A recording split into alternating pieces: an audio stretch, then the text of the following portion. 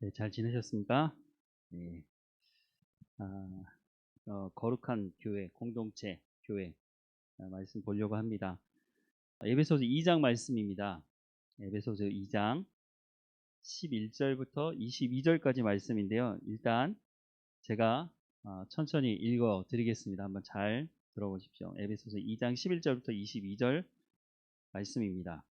보통 이제 에베소서 볼 때 아마 이 11절부터 22절 말씀은 잘 안 보는 고 그 앞에 부분을 많이 보거든요. 지난번에 했지만 우리가 예수 그리스도로 말미암아 구원받은 것에 대한 부분들, 행위로 구원받은 것이 아니고 믿음으로 이런 부분들이 이제 강조되다 보니까 이 뒷부분은 제가 잘 못 보기도 한데 어쨌든 한번 보겠습니다. 11절부터입니다. 그러므로 생각하라. 너희는 그때 육체로는 이방인이요 손으로 육체에 행한 할례를 받은 무리가 칭하는 자들로부터 할례를 받지 않은 무리라 칭함을 받은 자들이라. 그렇죠. 이스라엘 백성들 유대인들이 가장 중요하게 생각하는 것 중에 하나가 뭐냐면 할례예요. 할례. 할례를 행했느냐 할례를 행하지 않았느냐에 따라서 이게 하나님의 백성이냐 백성이 아니냐 이 구분하는 아주 중요한 것이었거든요. 근데 할례라고 하는 것이 잘못하면 과다출혈로 죽을 수도 있거든요. 그러니까 그 당시에 고대 근동 쪽에 살고 있는 사람들 중에는 이스라엘 백성들 외에는 할례를 행한 사람들이 없었어요. 근데 그때 이제 그걸 얘기하는 거죠. 너희가 할례 받지 않았다고 하는 것은 구원받지 못한 것이다라고 했었다는 것이죠. 자, 12절에 그때 너희는 그리스도 밖에 있었고 할례 받지 못했을 때 이스라엘 나라 밖의 사람이라 약속의 언약들에 대하여 외인이요 세상에서 소망이 없고 하나님도 없는 자이더니. 그렇죠. 이스라엘 백성들을 통해서 하나님은 복음이 전해지기 원했지만 또 예수님도 그것을 얘기했지만 이스라엘 백성들은 예수님을 믿었던 사람들조차도 이방인에게 복음을 전하는 것에 대해서는 대단히 어떻게 했어요? 꺼려했죠. 그런 사건들이 이제 사도행전에 등장을 하죠. 사도행전에 베드로가 고넬료의 집에 가서 복음을 전하고 왔더니 유대인들이, 그러니까 예수님을 믿은 유대인들이거든요. 그냥 예수님을 십자가에 못 박아 죽인 유대인들이 아니라 유대인들 중에서 예수님을 믿은 유대인들이 뭐라고 얘기하느냐면 너 왜 이방인들과 함께 식사를 했냐는 거예요. 그 당시 사람들의 생각하는 가치관이나 세계관으로는 이해가 되지 않는 거예요. 복음은 우리를 위한 것이지 이방인을 위한 것이 아니다. 예수님은 끊임없이 마지막 명령도 뭐예요? 너희가 이 복음을 들고 어떻게 하라고요? 모든 민족에게 가라고 말씀하셨는데 도대체 그 말이 무슨 말인지. 예수님 승천하기 전에 사도행전 1장 8절에 뭐라 그래요? 성령이 임하시면 너희가 권능을 받고 사마리아와 예루살렘, 사마리아, 온 유대, 땅끝까지. 그럼 땅끝에 가면 누가 있어요? 이방인들이 있잖아요. 근데 이 사람들은 여전히 그 말은 유대인들을 가르치는 거라 이렇게 그렇게 생각을 했다는 거죠. 어쨌든 그랬다는 거죠. 13절부터 이제는 전에 멀리 있던 너희가 지금까지 얘기한 거죠. 그리스도 예수 안에서 그리스도의 피로 가까워졌느니라. 이제 계속 그걸 설명하는 거예요. 그는 우리의 화평이신지라 둘로 하나를 만드사 원수된 것 곧 중간에 막힌 담을 자기 육체로 하시고 법조문으로 된 계명의 율법을 폐하셨으니 이는 이 둘로 자기 안에 한 새 사람을 지어 화평하게 하시고 또 십자가로 이 둘을 한 몸으로 하나님과 화목되게 하심이라. 원수된 것을 십자가로 소멸하시고 또 오셔서 먼데 있는 너희를 평안을 전하시고 가까운 데 있는 자들에게 평안을 전하셨으니 이는 그로 말미암아 우리 둘이 한 성령 안에서 하나님께 나아감을 얻게 하려 하심이라. 그러므로 이제부터 너희는 외인도 아니요 나그네도 아니요 오직 성도들과 동일한 시민이요 하늘의 권속이라.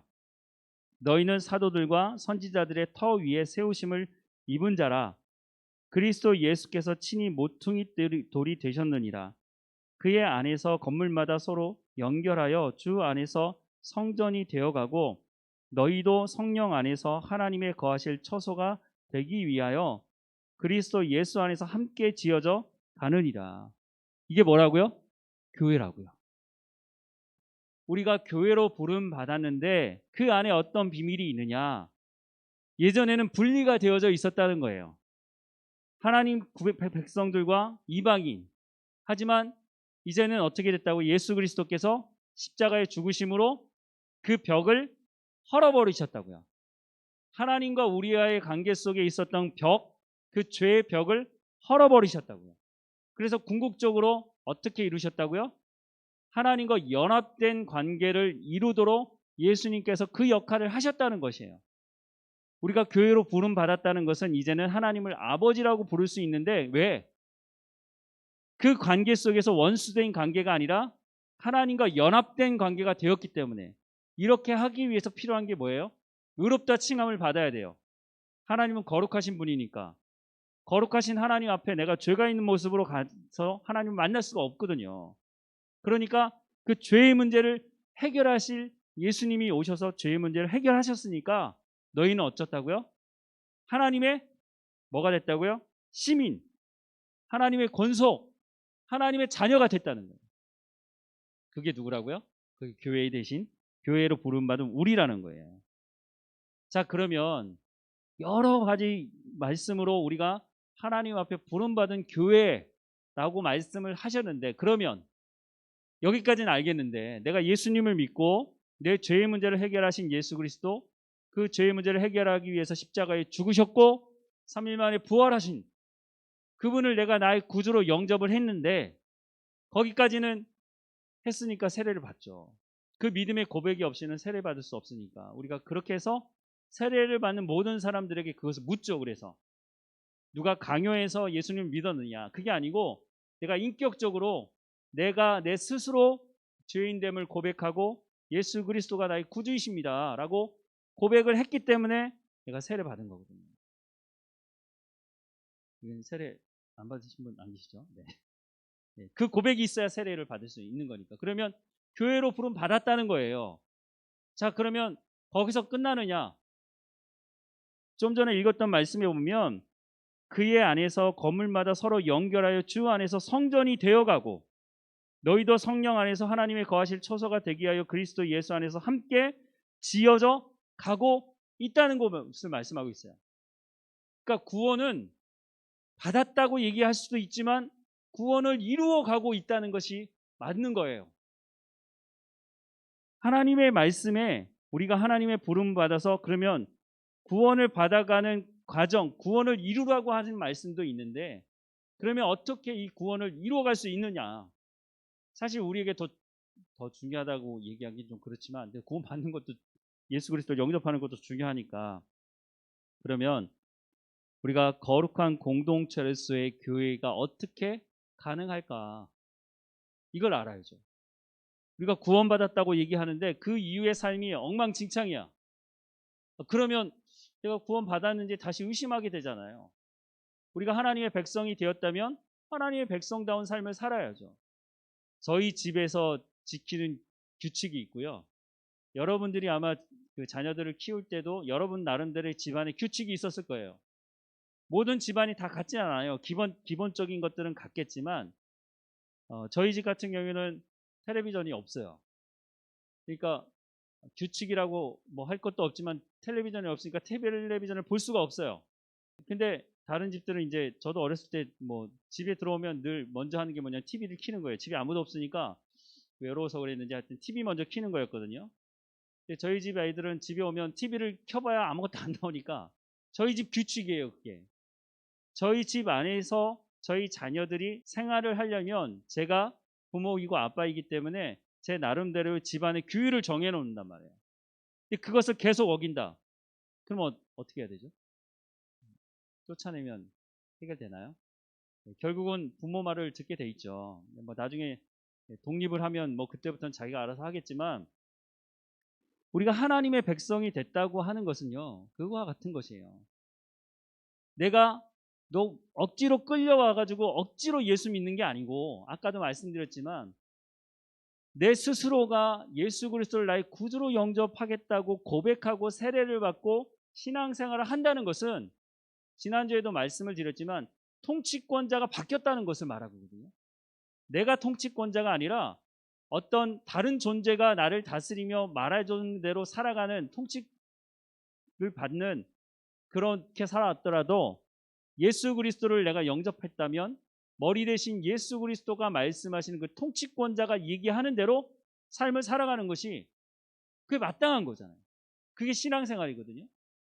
자, 그러면 출애굽 과정을 통해서 잠깐 그 부분에 대해서 말씀을 좀 드리려고 합니다. 이스라엘 백성들이 고된 노동을 하게 되잖아요. 출애굽기 여러분 생각을 해보시면서 한번 들으시면 좋겠습니다. 1장에 보면 이스라엘 백성들이 고된 노동을 시작하게 되는 그 이유에 대해서 말씀을 하고 있거든요. 애굽에 가서 삶을 시작을 했는데 그때에는 요셉이 총리로 있었거든요. 그러니까 잘 먹고 잘 살았단 말이에요. 요셉이 총리로 있을 때 왕조가 어떤 왕조였느냐 하면 히타이트족이라고 하는 원래 애굽에서 자생한 왕조가 아닌 외부로부터 들어온 왕조가 권력을 가지고 있었어요. 그러면서 요셉이 이방인이었음에도 불구하고 탁월한 능력이 있으니까 지금으로 얘기하면 국무총리를 시킨 거죠. 그리고 나서 그 시간이 지나고 나서 원래 애굽에 있던 왕조가 다시 그 정권을 잡았어요. 그때부터 완전히 바뀌게 되는 거죠. 그 전에는 이스라엘 백성들이 그래도 잘 먹고 잘 살았는데 왕조가 딱 바뀌고 나서 어떤 일이 벌어지느냐면 이 혹시나 나중에 또 외부로부터 공격이 들어와서 왕조가 또 바뀔 수 있는 상황이 벌어진다면 그러면 이 이스라엘 백성들이 어디에 붙을 것이냐. 그러니까 애굽 사람들 생각에는 이거 분명히 우리를 돕는 게 아니라 외부로부터 오는 다른 사람을 도울 것이다 생각을 한 거죠. 그래서 그때부터 새로 권력을 잡은 애굽의 왕조가 그래서 이스라엘 백성들을 노예로 삼기 시작한 거죠. 고된 노동을 시키기 시작한 거죠. 그러면서 태어난 사람이 바로 모세입니다. 출애굽기 2장에 등장하죠. 그 모세가 40세가 되었을 때 자기 민족을 돌아볼 생각을 하고 한다는 것이 사람을 쳐 죽인 거였잖아요. 그래서 도망가게 됐고 3장에 보면 하나님이 80세가 된 모세를 부릅니다. 애굽으로 돌아가서 내 백성을 구원해내라. 그래서 10가지 재앙을 베풀고 그래서 13장에 보면 유월절을 통해서 이스라엘 백성이 출애굽하기 시작합니다. 자, 430년 동안 이스라엘 백성들이 애굽에 살았어요. 430년은요, 이 적은 시간이 아닙니다. 성경에는 한 세대를 40년 좀 잡거든요. 그러면 최소한 10세대, 11세대가 지났어요. 그러니까 어마어마한 시간이 지난 거거든요. 애굽이 어떤 땅입니까? 애굽은 우상 숭배로 아주 충만한 땅입니다. 각종 하여튼 없는 신이 없을 정도로 많은 신들을 섬기는 땅이었거든요. 거기서 지배 구조로 보면 가장 밑에 있는 사람이었고 위로부터 내려오는, 그러니까 어떻게 보면 열등감도 심할 수 있는 것이죠. 문화적인 열등감. 애굽의 그 찬란한 문화를 보면서 도대체 하나님은 어떤 분인가. 물론 조상으로부터 하나님에 대해서 들어왔겠지만 우리는 노예 생활하고 있고 저 사람들은 저런 호화 찬란한 문화를 누리고 있는데 그리고 저 사람들이 섬기는 신들이 있지 않느냐. 그 당시 사람들은 모든 문화가 신들의 문화라고 생각을 했거든요. 그러니까 하나님이 정말 힘이 있는 분이냐? 우리가 노예로 살고 있으니까. 그런 생각을 가지고 430년을 살았단 말이죠. 그리고 나서 출애굽을 해서 홍해를 건넜어요. 어마어마한 사건을 경험했죠. 이렇게 놀라운 은혜를 이 짧은 몇 달, 아니 1년도 채 안 되는 그 시간 동안 어마어마한 사건들을 경험하면서 하나님이 누구이신지를 알아가고 있어요. 홍해를 건넜어요. 그 막강한 애국 군대가 어떻게 됐어요? 다 수장당했어요. 자기들 보는 앞에서. 이걸 부인할 수 없는 사실이잖아요. 그런데 홍해를 건너고 며칠 만에 불평하기 시작하죠. 이거는 홍해를 걷는 건 사람이 죽다 사는 이런 정도를 넘어서는 것 같아요. 한두 사람이 아니라 이스라엘 백성 전체가 홍해를 건넜거든요. 그리고 광야로 나왔어요. 잔치가 벌어졌단 말이에요. 하나님을 찬양하고 난리가 났어요, 난리가. 근데 단 사흘 만에 뭐라고 얘기하죠? 물이 없어 불평하기 시작하죠. 그걸로 끝났나요? 하나님께서 물을 먹게 하시죠. 그걸로 끝났어요? 그걸로 끝나지 않죠. 먹는 거 불평하고 또 물 때문에 불평하고 이런 일들이 계속해서 벌어지게 됩니다. 그게 이제 출애굽기 17장까지 나오는 내용이고요. 18장에는 이드로, 모세의 장인이었던 이드로가 모세를 찾아와서 모세가 보니까 혼자 다 하고 있잖아요. 힘들어 죽겠는데. 그래서 천부장, 백부장, 50부장을 세워라. 조직을 만들라고 말씀을 하고요. 출애굽기 19장에 가서 본격적으로 이제 하나님께서 이스라엘 백성들의 생각을 바꾸지 않으면 우리가 하나님의 백성으로 부름받았어요. 예수 그리스도 통해서 부름받았어요. 그건 알겠어요. 그러면 그 이후에 내가 하나님의 자녀로 하나님의 교회로 살아가야 되는데 그것을 배울 수 있도록 이스라엘 백성들에게도 동일하게 말씀하기 시작하세요. 그게 출애굽기 19장부터 시작하는 말씀이에요. 그 첫 시작에 하나님께서 본격적인 말씀을 시작하면서 뭐라고 말씀을 하시냐면 이런 말씀이 있어요. 19장 5절과 6절 말씀에 세계가 다 내게 속하였나니 너희가 내 말을 잘 듣고 내 언약을 지키면 너희는 모든 민족 중에서 내 소유가 되겠고 너희가 내게 대하여 제사장 나라가 되며 거룩한 백성이 되리라. 모세에게 이 말을 전해주면서 이스라엘 백성들에게 이걸 전해주라는 거예요. 뭐라고 하셨다고요? 세계가 다 내게 속하였나니 너희가 내 말을 잘 듣고 내 언약을 지키면 너희는 모든 민족 중에서 내 소유가 되겠고 너희가 내게 대하여 제사장 나라가 되며 거룩한 백성이 되리라. 이게 하나님의 계획인 거예요. 이스라엘 백성들을 구원해낸 하나님의 목적이 있는데 그 이유가 있는데 뭐냐 하면 내 백성 삼기 위해서. 근데 그냥 내 백성이 아니라 내가 너희를 제사장 나라 삼겠다고 말씀하세요. 제사장이 해야 되는 게 뭐죠? 제사장이 해야 되는 중요한 두 가지 역할이 있는데 하나님께 백성들이 와서 제사를 드릴 때 그 역할을 대신해 주는 거예요. 그리고 하나님의 말씀을 받아서 백성들에게 가르치는, 그러니까 중간자적인 역할을 하는 거예요. 이스라엘 백성들이 저 사람들은 이방인이고 하나님 앞에 구원받지 못하는 사람들이라고 생각하는 것은 이 말씀에 완전히 잘못 이해한 거예요. 하나님은 이스라엘 백성들을 통해서 구원을 이루기 원하시는 거예요. 내가 너희를 선택하고 너희에게 복을 주는데 이유가 뭐냐? 너희는 내 백성이 되고 그래서 너희가 하나님이 누구인지를 이방 다른 사람들에게 증거해야 되는 역할을 해야 되는 사람들이다라고 하는 것을 출애굽하자마자 광야에서 하나님께서 말씀을 시작하면서 이 말씀을 하시는 거예요. 우리가 교회로 부름 받았다고 하는 것은 이런 부분이 있어요. 나만 구원받으라고 하나님 말씀하시는 것이 아니라 내가 구원받은 백성이 되어서 하나님의 자녀다운 삶을 통해서 세상 사람들, 내 주변에 있는 사람들에게 저 사람은 예수 믿는 사람이다. 예수 믿으려면 저렇게 믿는 거야. 저 사람은 하나님의 사람이고 예수님의 향기가 나는 사람이고 예수님의 편지가 되는 사람이다. 라고 하는 삶을 보여주면 사람들이 그것을 알고 와서 묻게 될 거라는 거예요. 뭐라고요? 당신이 믿는 그 하나님 누구냐? 나도 믿고 싶다. 당신이 믿는 그 예수님이 누구냐? 나도 좀 알고 싶다. 라고 하는 삶을 살아갈 수 있도록 하나님께서 하시겠다는 거예요. 이제 첫 시작인 거죠. 이스라엘 백성들에게는. 그럼 어떻게 하면 이렇게 되느냐? 그래서 출애굽기 20장부터 나오는 게 뭐예요? 10계명이에요. 하나님과의 관계, 이웃과의 관계. 근데 하나님과의 관계가 잘 돼야 이웃과의 관계가 될 수 있거든요. 그래서 먼저 하나님과의 관계를 얘기하시고 이웃과의 여러 가지 관계들을 얘기하시는 거예요. 10계명이 다가 아니죠. 출애굽기 20장 10계명이 끝난 이후에 쭉 보면은요. 기본적으로 하나님의 백성이 되면 지켜야 되는 법들, 규칙들, 그것들을 좀 기록을 하고 있는데 더 자세한 건 어디 기록이 돼 있죠? 레위기에. 하나님께서 레위기 1장부터 마지막 장까지 거룩한 백성, 하나님의 백성은 이렇게 삶을 살아가야 된다 라고 하는 규칙을 주세요. 법이죠. 율법이죠. 하나님의 백성은 이렇게 살아야 된다고 말씀하는 그 내용은요. 그렇게 삶을 살아가는 그 자체도 중요하지만 그렇게 살려면 생각이 바뀌어야 되는 거죠. 내 생각이 바뀌지 않으면 절대로 그렇게 살지 못해요. 흉내는 낼 수 있어요.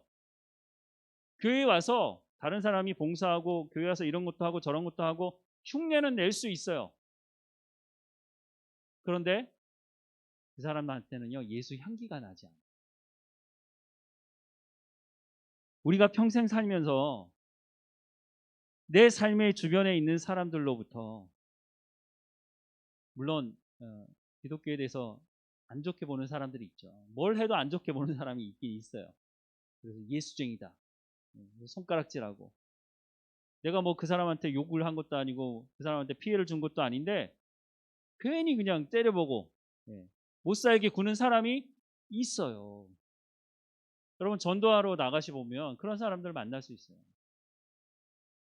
제가 그 전도하다가 맞아보지는 않았어요. 근데 이제 전도하다가 맞는 분도 계세요. 막 이렇게 뭐 화를 내면서 막 이렇게 화내는 사람도 만나봤고요. 욕하는 사람도 들어봤어요. 제가 그 사람한테 무슨 해를 줬어요? 복음이 그 사람에게 해를 끼치는 거예요? 아니잖아요. 그 사람의 생명을 살리는 것이고 그 사람과 함께 하나님의 나라에 가기 위해서 기쁜 소식을 전해주는 것인데도 불구하고 그렇게 하는 사람들이 있어요.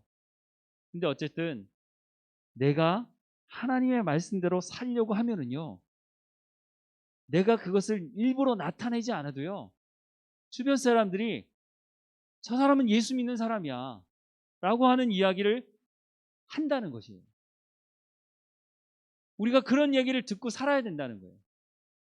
내가 들으려고 노력하는 게 아니라 하나님의 말씀을 쫓아서 삶을 살아가면 하나님께서 뭐라고 말씀하셨어요? 이스라엘 백성들에게 약속의 말씀을 하고 있잖아요. 세계가 다 내게 속해 있다. 너희가 내 말을 잘 듣고 내 언약을 지키면, 이것만 하면 너희는, 그럼 나머지는요, 하나님이 하세요. 너희는 모든 민족 중에 내 소유가 되겠고 너희가 내게 대하여 제사장 나라가 되며 거룩한 백성이 되리라. 그건 하나님께서 하시는 거예요. 내가 해야 될 거는요, 하나님 말씀에 순종하는 삶을 사는 것입니다. 골로새서 3장 10절에 보면요, 이런 말씀이 있어요. 새 사람을 입었으니 이는 자기를 창조하신 이의 형상을 따라 지식에까지 새롭게 하심을 입은 자니라. 이런 말씀이 성경에 있는 거 여러분 보신 적 있으세요? 뭐라고 말씀하셨다고요? 우리가 새 사람을 입었어요. 이는 자기를 창조하신 이의 형상을 따라서. 창세기 1장에 나오는 말씀하고 비슷하죠.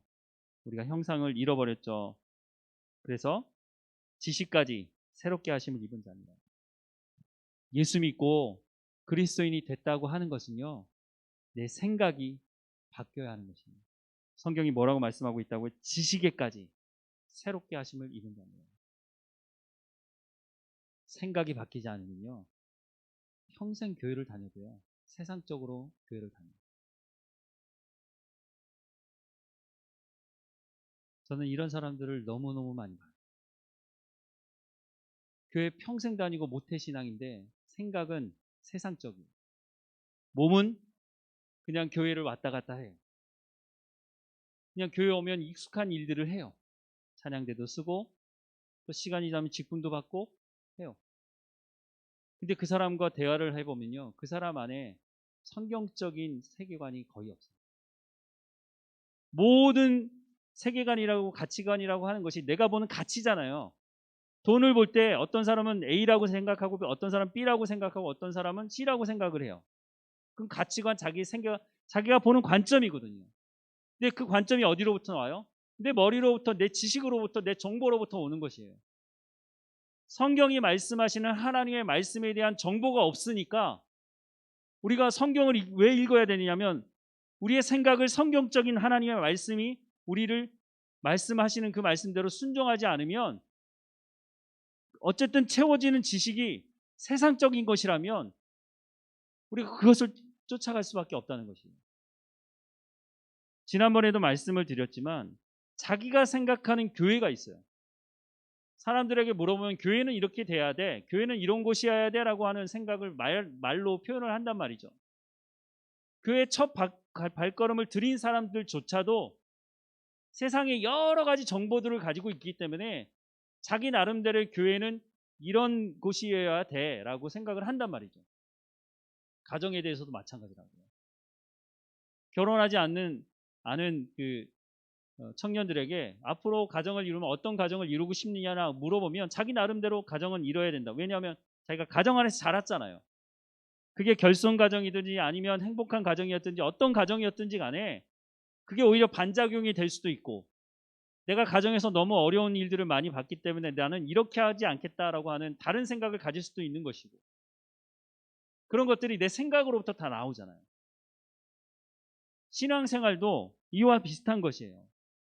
그런데 하나님께서 하나님의 자녀로 부르셨다고 하는 것은, 다시 한번 처음에 말씀드린 것처럼 통치권자가 바뀌었다고 하는 것은, 이제 내가 내 생각대로, 내가 살아온 방식대로, 내 습관대로 살아가지 않겠습니다라고 하는 것이에요.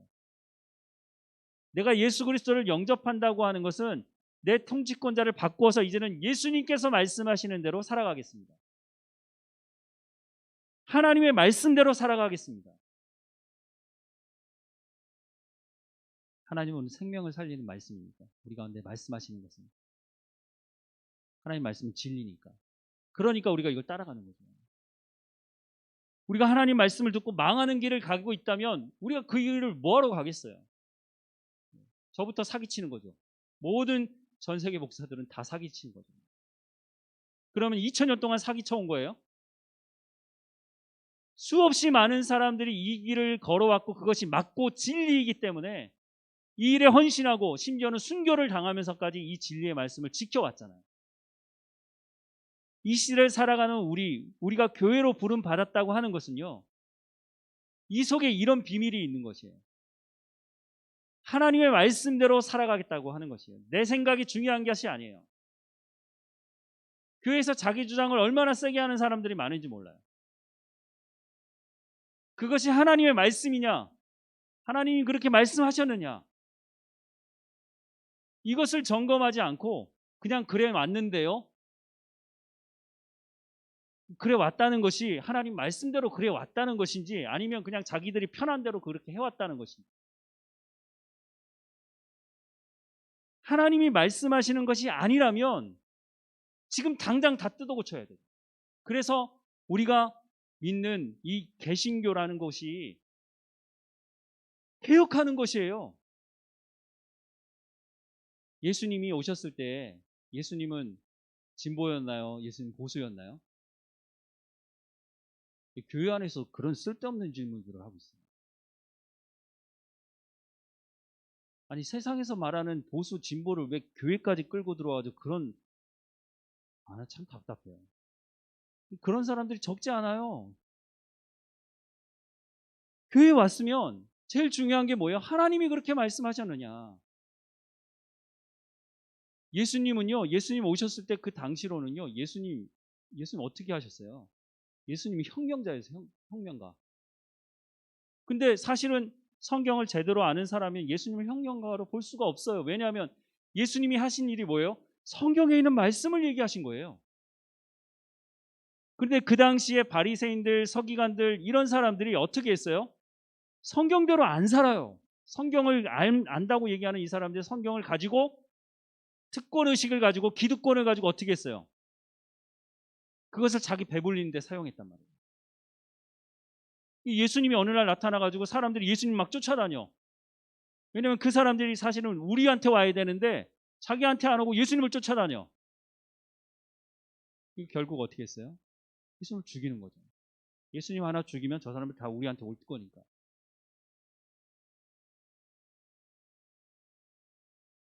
우리가 교회로 부름 받았다고 하는 것은 하나님의 말씀에 순종해야 되는 사람이라는 거예요. 내가 하나님의 말씀에 순종함으로 하나님께서 약속하신 제사장 나라가 되게 했다, 거룩한 백성이 되게 하시겠다고 하는 이 말씀대로 살아간다면, 우리가 진리를 가지고 있잖아요. 우리가 하나님의 말씀대로 순종함으로 하나님께서 제사장 나라 삼으시고 거룩한 백성이 되게 하겠다고 약속하고 계시니까 그 사람들이 오게 해야죠. 오게. 안 오니까 가서 쫓아다녀. 막 쫓아다닌다고 오지도 않지만, 하나님의 말씀대로 이렇게 살아가면 하나님 어떻게 하시겠다고요? 사람들을 불러주신다니까요. 전도가 왜 안 되죠? 전도를 막는 전도를 막는 사람이 누구예요? 전도를 막는 사람이 세상 사람들입니까? 어떻게 보면 전도를 막는 사람이 저예요. 나라고. 나부터 하나님 말씀에 순종하지 않고 교회가 되어가지 않는데 그냥 예수 믿고 세례받고 나 구원받았어. 그 다음부터는 내 마음대로 살아야지.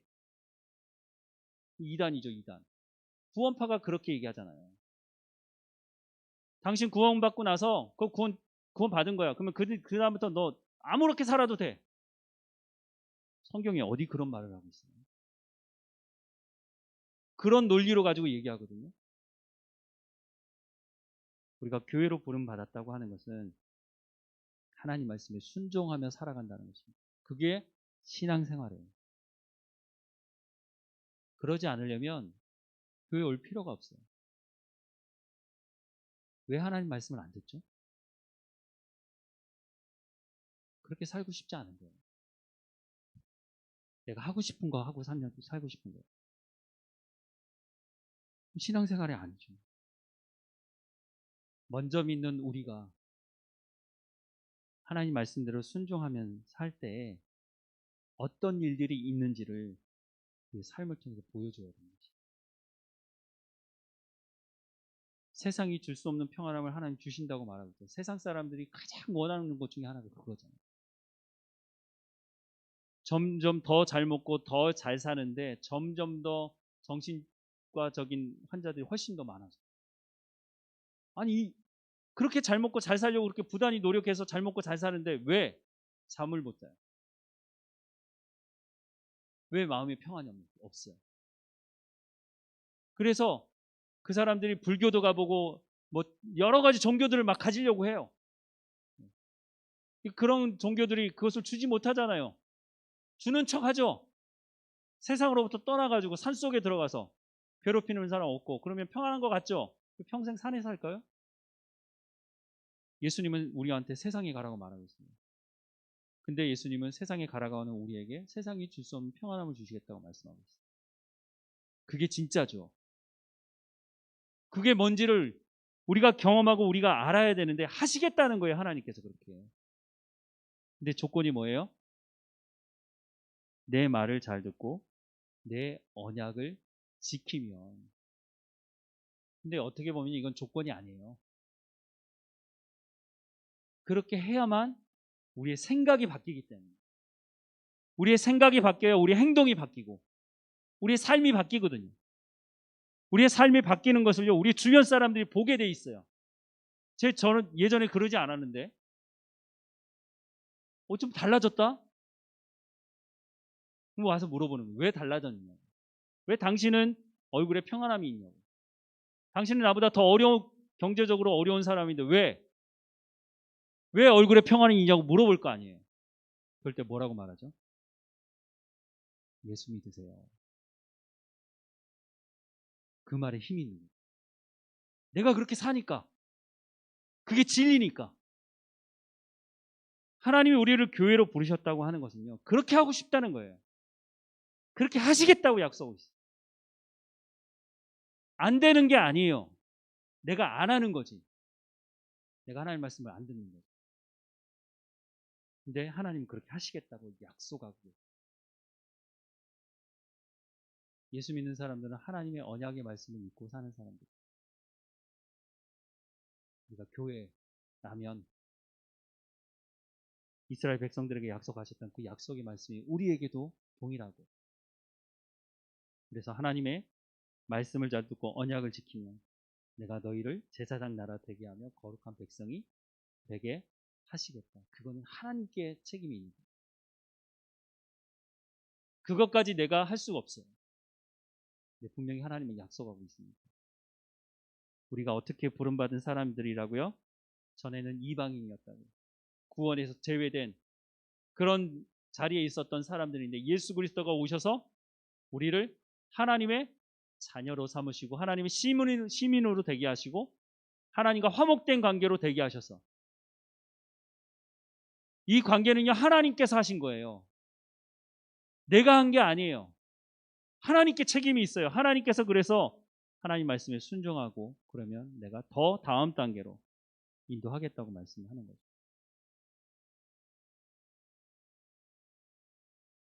내 주변에 우리가 전도해야 될 사람들이 있습니다. 그 사람들을 어떻게 전도할까요? 기도해야죠. 밥 사준다고 안 돼요. 네. 한 번은 올 수 있어요. 진짜 친한 친구라면 야, 내 정말 평생 소원인데 너 교회 한번 딱 가보자. 한 번은 올 수 있지만 그 사람이 내가 전도하고 싶은 그 사람이 나와 같은 믿음을 갖게 하는 것은요. 그것은 내가 변하지 않으면 안 돼요. 그리고 하나님은 나에게 가서 제자 삼으라고 말씀을 하고 계세요. 그 말은 무슨 말이에요? 내가 제자가 되지 않으면 다른 사람을 제자로 만들 수 없다는 것이죠. 시간이 오래 걸릴 수도 있습니다. 하지만 내가 변화되어야, 내가 교회다운 교회가 되어야 다른 사람에게도 교회가 뭔지를 삶으로, 말로 설명해 줄 수 있게 되는 것입니다. 우리 모두가 예수 그리스도를 통해서 이렇게 놀라운 구원을 허락받은 사람들이라면 하나님 말씀을 듣고 교회로서의 삶을 살아가기를 간절히 소망합니다. 기도하겠습니다. 사랑하는 하나님, 우리를 구원하셔서 하나님의 교회로 삼으시고 부르심에 합당한 삶을 살아갈 수 있도록 하나님의 말씀을 허락하셔서 감사합니다. 우리의 지식까지 새로워질 수 있도록 우리 가운데 성령의 충만함을 허락해 주시고 그 성령께서 진리의 말씀 가운데로 우리를 인도하시고 그 말씀을 깨달아 알게 하시며 우리의 삶의 현장에서 성령의 열매를 맺어가는 삶이 될 수 있도록 은혜를 허락해 주옵소서. 우리가 살아가는 삶의 현장에서 우리의 그 착한 행실을 통해서 세상 사람들이 하늘에 계신 하나님 아버지께 영광을 돌리는 삶이 될 수 있도록 우리의 삶을 선하게 하시며 선으로 악을 이기는 삶을 살아갈 수 있도록 은혜를 허락해 주옵소서. 하나님, 우리 가운데 지혜와 명철을 허락해 주시고 우리 가운데 건강함도 허락해 주셔서 이 모든 일들을 통해서 복음을 전하며 생명을 살리는 삶을 살아갈 수 있도록 은혜를 허락해 주옵소서. 무엇보다 부르심이 합당한 삶을 통해서 아버지 하나님께 영광이 되는 삶이 될 수 있도록 우리의 삶을 주관하시고 인도해 주옵소서. 날마다 하나님의 은혜를 허락해 주옵소서.